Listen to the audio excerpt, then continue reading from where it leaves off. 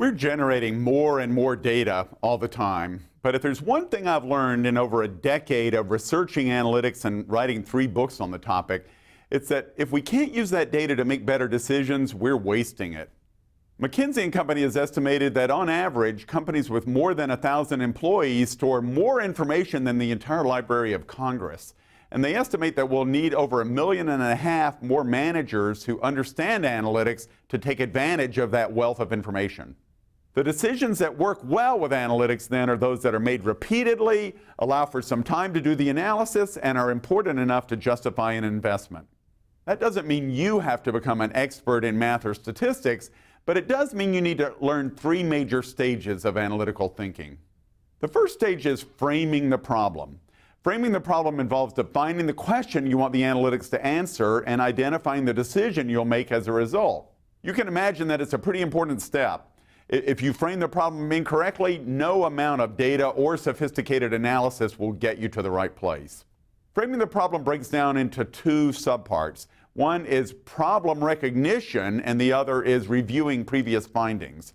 Once you've recognized the problem you need to solve, you can probably find some aspect of the problem that's already been addressed by someone, and that usually helps you frame it better. The second stage is probably what you've been thinking is the primary one. That's solving the problem. It's the stage in which you decide what variables are going to be in your model, collect data that measures those variables, and then actually do the data analysis. Assuming you're not a quantitative analyst or a quant yourself, you may work with quants to do a lot of these activities. However, it's still very useful to know what the key activities are and generally how they're conducted. You may not solve the problem yourself, but your questions and insights will go a long way toward providing a better and more useful solution. The third and final stage is just as important as the other 2, but it's often neglected. That's presenting results and taking action. If you want anything to happen as a result of steps 1 and 2, you've got to communicate your results effectively.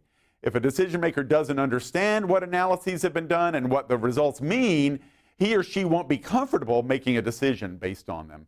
And in our attention challenge world, communicating analytical results in an interesting, attention-getting way is particularly important. Remember, you don't need to become a math genius to manage with analytics any more than you need to understand how an internal combustion engine works to drive a car. It's your job to set up the right parameters for your analysts and present their findings convincingly.